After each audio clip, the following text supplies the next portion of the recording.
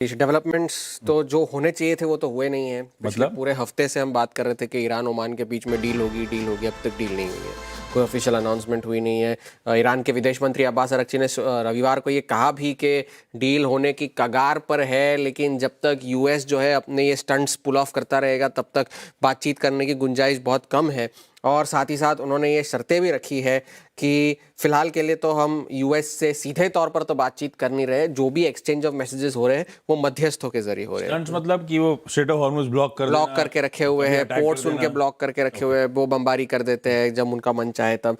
तो आज सुबह एक्सियोस पे डोनाल्ड ट्रंप के सुर थोड़े से नरम पड़ रहे थे। वो खबर जो चल रही थी ना पिछले पूरे हफ्ते के हथियार खत्म हो गए वगैरह वगैरह, तो आज उन्होंने कहा है कि we are taking it slow on Iran, और फिर बाद में हम उन पे इकोनॉमिक सैंक्शन ज़्यादा बढ़ाएंगे, बमबारी करने की हमें फिलहाल गुंजाइश नहीं है।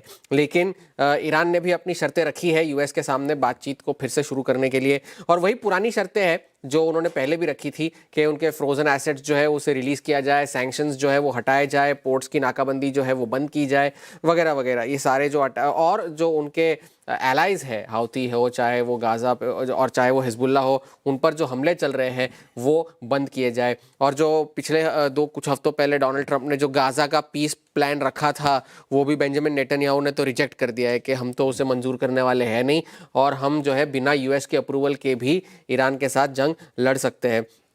कल एक खबर ये भी आई कि सऊदी अरामको की जो जजान रिफाइनरी है उस पर हाउतियों के हमले हुए हैं। हाउती ने इसकी जिम्मेदारी ली है, लेकिन ईरान की तरफ से ना ही सऊदी अरामको की तरफ से कोई ऑफिशियल कमेंट आया है। हालांकि ये बात तय है कि वहां पर हमला हुआ था, आग लगी थी उस रिफाइनरी में और आग पर काबू पा लिया गया था। यही स्टेटमेंट आया था कंपनी की तरफ से कि आग जो लगी थी उस पर काबू पा लिया गया है। और ये जजान रिफाइनरी जो है काफ़ी महत्वपूर्ण इसलिए भी है क्योंकि लगभग 4 लाख बैरल प्रतिदिन के तेल की कैपेसिटी की रिफाइनरी की रिफाइनिंग जो है वो उस रिफाइनरी से होती है। और रविवार को ओवर द वीकेंड एक और खबर ये भी आई थी कि अबू धाबी की जो नेशनल ऑयल कंपनी है एडनॉक, उसके भी एक जहाज़ पर जो है हाउतियों का हमला किया गया था। हालांकि इसके लिए ना हाउती ने ना ईरान ने इस बारे में कोई नैतिक जिम्मेदारी इसकी ली है। शुक्रवार को जॉब्स रिपोर्ट जो आनी थी वो अनुमान से कमज़ोर हुई, लेकिन उसके काफ़ी सारे कारण थे। पहले तो नेगेटिव 23,000 आया है आंकड़ा, जबकि ऑफिशियल एस्टिमेट जो था वो 83,000 का था। लेकिन बेरोजगारी की दर भी जो है वो 4.1% थी, लेकिन पार्टिसिपेशन रेट जो है वो 5 साल के सबसे निचले स्तरों पे। और पार्टिसिपेशन रेट मतलब जितने लोग जॉब्स मांग रहे थे, जो कर रहे हैं और ढूंढ रहे हैं, उनकी संख्या 5 साल में सबसे कम स्तरों पर आ गई है। और फॉल इसलिए भी हुआ, नेगेटिव आंकड़ा इसलिए भी था क्योंकि लोकल सरकारी नौकरियों में 50,000 की छटनी हुई। सीजनल था क्योंकि 40,000 वर्ल्ड कप वगैरह था, तो उसके 40,000 कम हुए, रिटेल में 19,000 कम हुए। तो अगर सीजनैलिटी को निकाल दे, सरकारी नौकरियों को निकाल दे, तो भी नेट पॉजिटिव नंबर है, लेकिन वो भी अनुमान से कमजोर है। तो उस वजह से बाजार ने इसे पॉजिटिवली लिया, ये सोचते हुए कि चलिए इस वक्त तो है सितंबर में, आने वाले महीने में फेड जो है वो ब्याज दरों में बढ़ोतरी नहीं करेगा। अब जो प्रोबेबिलिटी है उसकी वो कम होकर 44% रह गई है। लेकिन अर्थशास्त्री ये मानकर चल रहे हैं कि ये जॉब्स रिपोर्ट तो ठीक है, लैग से चल रहा है, लेकिन इस जो बुधवार को महंगाई का आंकड़ा आएगा वो ज्यादा इंपॉर्टेंट होगा ये डिटरमिन करने के लिए कि फेड आगे क्या करने वाला है। लेकिन बॉन्ड यील्ड भी कूल ऑफ नहीं हुई है, 4.67 के आसपास ही मिलेंगी। वो कूल ऑफ नहीं हो रही है।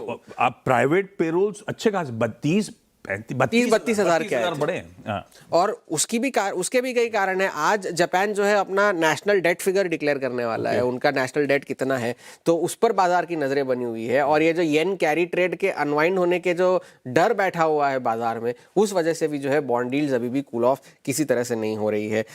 आज नतीजे तो कोई ज्यादा है नहीं इस हफ्ते, लेकिन रिटेल सेल्स का आंकड़ा शुक्रवार को आएगा, लेकिन महंगाई का डेटा, रिटेल इन्फ्लेशन बुधवार को, होलसेल इन्फ्लेशन गुरुवार को, इन दोनों आंकड़ों पर बाजार की नजरें होंगी। और ये जो है इस हफ्ते का सबसे बड़ा ट्रिगर। एक और चीज पढ़ रहा था मैं, यूएस सेनेट ने एक बिल पास कर दिया है जिसमें वो रशियन रशिया वो उस पर बात चल रही थी, पुरानी बात थी, और उस पर 100% टैरिफ लगा देंगे जो रशिया के साथ। पुराने प्रोविजन तो ये थे कि 500% टैरिफ लगा देंगे, अब वो 500% से कम करके उन्होंने 100% किया है। लेकिन सेनेट ने पास किया, अभी भी हाउस को इसे पास करना जरूरी है, अब तक हाउस ने इसे पास नहीं किया। और ये ऐसा नहीं है कि अगर ये बिल पास हो गया तो लगी जाए।